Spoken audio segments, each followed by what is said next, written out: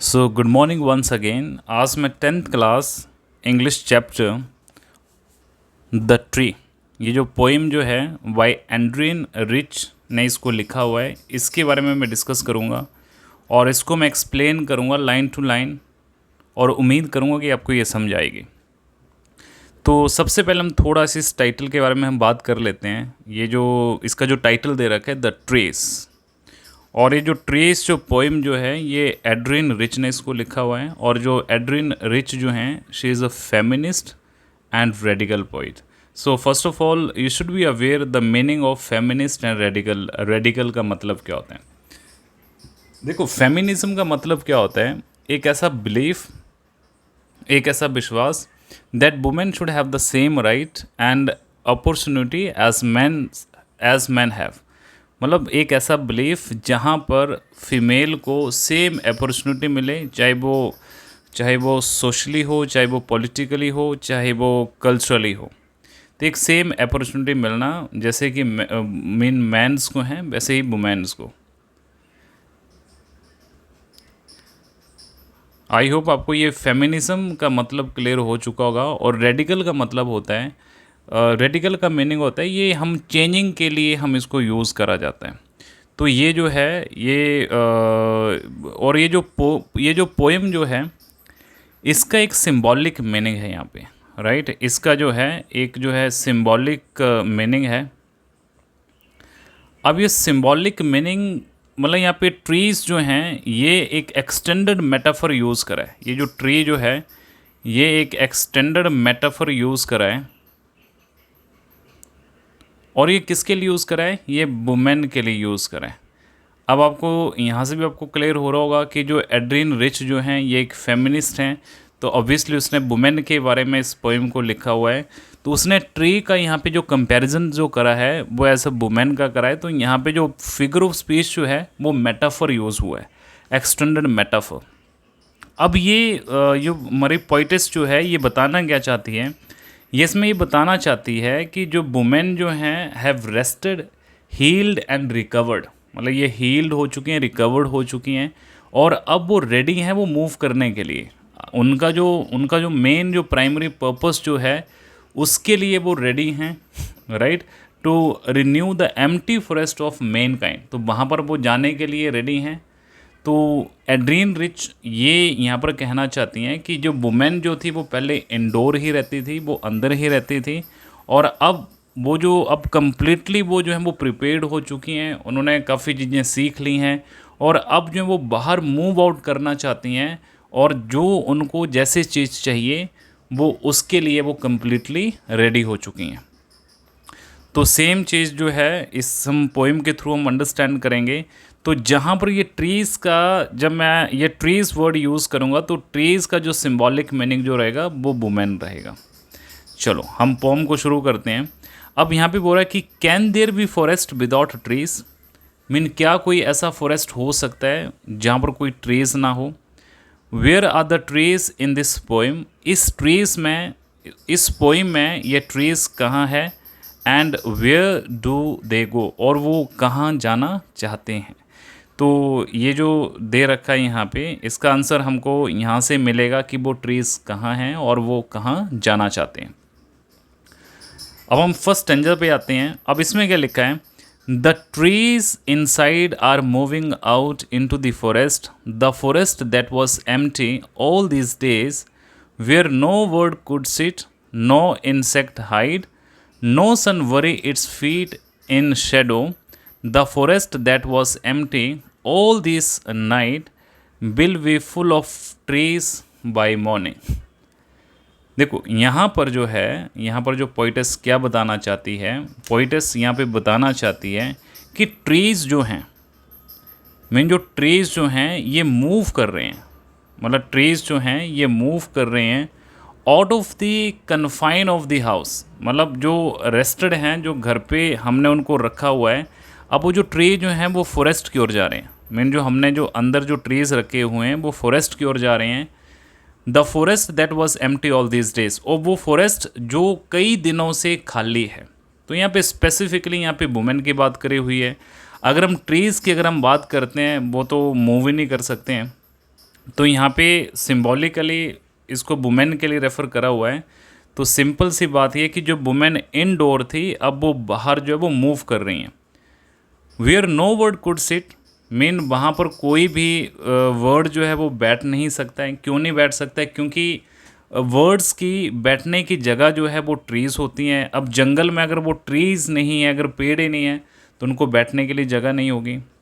No insect hide, mean कोई जो मतलब कोई भी इंसेक्ट वहाँ पर उसको छुपने के लिए जगह नहीं है। क्योंकि आपने देखा होगा मोस्टली जो कीड़े मकोड़े जो होते हैं वो पेड़ों की टहनियों में छुपे होते हैं। जैसे अगर हम एंड्स की बात करते हैं तो वो वहाँ पे पेड़ों की जड़ों पे होते हैं, पेड़ों के अंदर छुपे होते हैं। अब वहाँ पर जो पेड़ जो वो कम्प्लीटली खाली है, मीन वो जंगल ही खाली है, उसमें कोई पेड़ ही नहीं है, तो ऑब्वियसली वहाँ पर आपको कोई भी इंसेक्ट नहीं दिखेगा। No sun worries feet in a shadow, मतलब वहाँ पे जो सन की जो फीट्स जो हैं, मतलब सन के जो पैर जो हैं उनको छुपाने के लिए भी जगह नहीं है, उसकी जो शेडो जो है उसको छुपाने के लिए जगह नहीं है। अब यहाँ पर आपको पोइटिक डिवाइस आपको फाइंड आउट करना है कि यहाँ पर जो सन जो यहाँ फीट के साथ कंपैरिजन करा है, तो यहाँ पे पर्सोनिफाइड करा हुआ है। अब देखो जैसे ये जंगल है, ये आपको जंगल दिख रहा है और यहाँ पे आपको सन, आपको ये सन की रेज दिख रही हैं। ये जो फीट जो है यहाँ पर ये रेज की बात करी हुई है, जो सन की किरणें जो हैं। अब यहाँ पे अगर वो आ रही हैं, अब ये पेड़ की आपको ये देखो ये शेडो पड़ रही है यहाँ पे। अभी वहाँ पे अगर उस जंगल में अगर कोई पेड़ ही नहीं है तो मीन सन की शेडो ही नहीं है वहाँ पे, और हम सन को हम कंप्लीटली हम देख सकते हैं। The forest that was empty all this night, इस रात में जो फॉरेस्ट जो है वो बिल्कुल खाली हैं, will be full of tree bye morning. तो ये कल को जो होगा ये फॉरेस्ट जो है वो सारे के सारे जंगल से ये जो फॉरेस्ट जो है ये पेड़ों से भर चुका होगा। मीन कब? ये कल मॉर्निंग में, राइट। वो बात कर रहा है कि आज वुमेन जो हैं वो बाहर जाने के लिए वो बिल्कुल रेडी हैं, और इसके साथ साथ कल जो है ये पूरा जंगल जो होगा हरा भरा होगा। तो वहाँ पर जो हैं मतलब जंगल में सारे के सारे पेड़ जो होंगे वो कल पहुँच जाएंगे वहाँ पे। अब जो नेक्स्ट स्टेंजा की जो बात कर रहा है, all night the root work to disengage themselves from the cracks in the veranda floor, the leaves strain toward the glass, small twigs stiff with exertion, long cramped bough shuffling under the roof like newly discharged patient, half dazed moving to the clinic door. अब यहाँ पर जो है ना, यहाँ पे struggle की बात करी हुई है। यहाँ पे कौन स्ट्रगल कर रहे हैं? यहाँ पे जो पूरी रात जो रूट्स मतलब काम कर रही हैं, जड़ें जो वो काम कर रही हैं। क्यों काम कर रही हैं? To डिसइंगेज themselves. डिसइंगेज का मतलब होता है रिमूव, अपने आप को रिमूव करने के लिए from the crack in the बरामदा फ्लोर। जो बरामदा जो है, मीन जो बरामदे का जो फ्लोर जो है उसमें से जो क्रैक्स जो हैं, उसमें जो दरारें जो हैं, अब वहाँ से वो अपने आप को वो क्या करना चाहते हैं? वो डिसइंगेज करना चाहते हैं, वो बाहर जाना चाहते हैं। The leave strain toward the glass, और जो पत्ते जो हैं मीन लीव्स जो हैं, स्ट्रेन का मतलब होता है प्रेशर। भाई वो भी बहुत कोशिश कर रहे हैं कहाँ पर? वो ग्लास की शीशे की ओर आने, शीशे की ओर जाने का। स्मॉल ट्विग्स, मीन ट्विग्स का मतलब होता है जो टहनी, जो छोटा जो स्मॉल स्टेम जो होता है। अब जो स्मॉल स्टेम जो है वो भी क्या कर रहा है? वो भी बहुत एफर्ट कर रहे हैं बाहर जाने के लिए। लॉन्ग क्रैम्प्ड वॉस, अब जो लंबे जो वॉस का मतलब क्या होता है? लाइक जो शाखा है ना, one of the main branch of the tree जो रहता है। अब जो लंबे जो ट्रीज जो हैं मीन क्रैम्प्ड, वो अंदर रिस्ट्रिक्टेड हैं, जैसे घर के अंदर रखे होंगे वो रिस्ट्रिक्टेड हैं। अब वो भी क्या कर रहे हैं? वो शफलिंग कर रहे हैं, मीन वो मिक्सअप कर रहे हैं अंडर द रूफ, मतलब उस रूफ के अंदर, उस छत के अंदर। Like newly discharge patient half dazed moving to the clinic door. तो वो कैसे मूव कर रहे हैं? वो भी वैसे ही मूव कर रहे हैं जैसे जो एक पेशेंट होता है वो हॉस्पिटल से मूव करता है।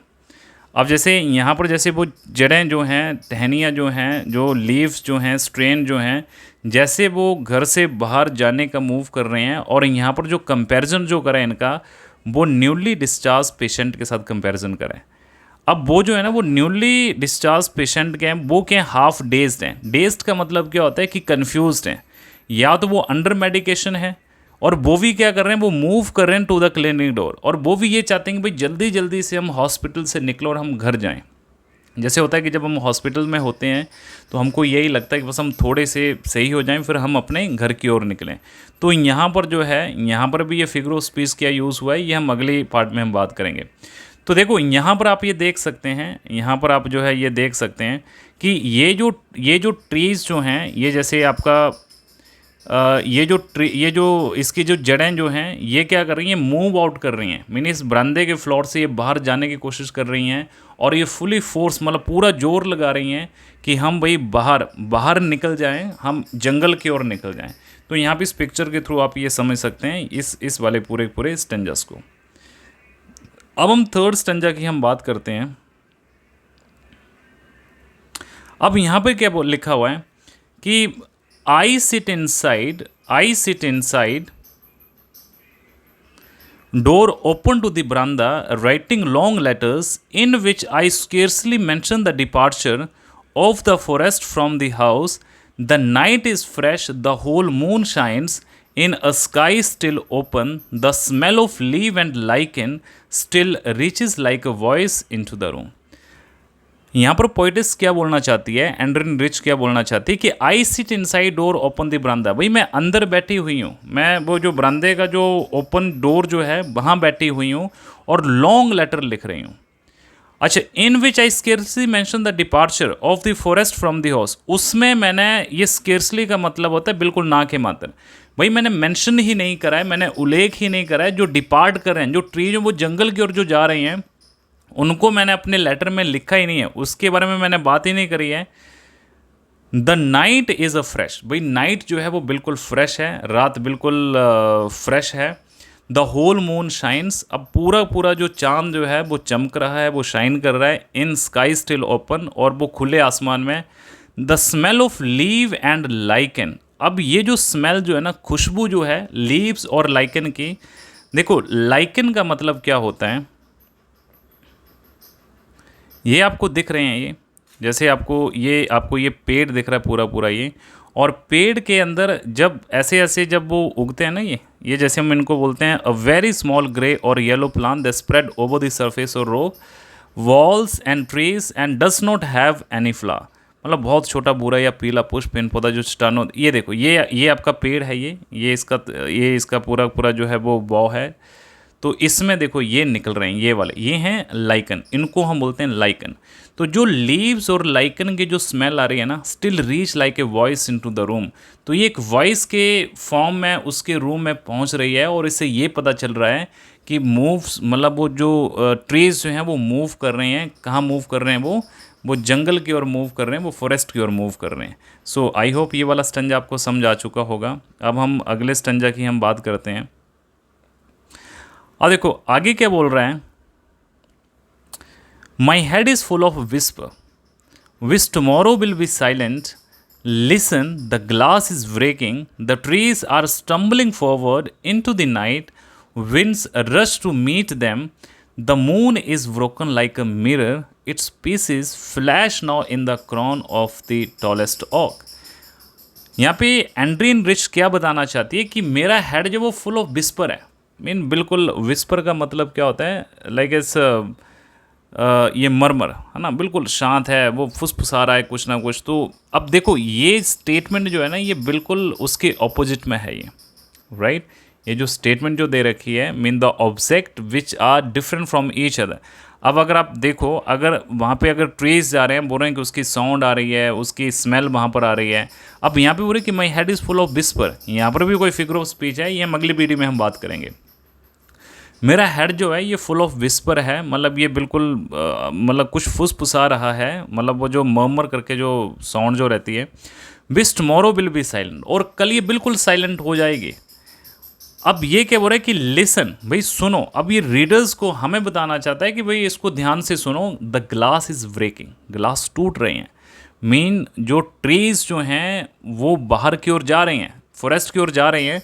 The trees are stumbling forward, stumbling का मतलब क्या होता है, स्टम्बलिंग का मतलब होता है ट्रिप ओवर, वो वॉक कर रहे हैं, वो ट्री जो है वो जा रहे हैं, कहाँ पे जा रहे हैं, इनटू द नाइट, भाई नाइट में वो बाहर की ओर जा रही हैं।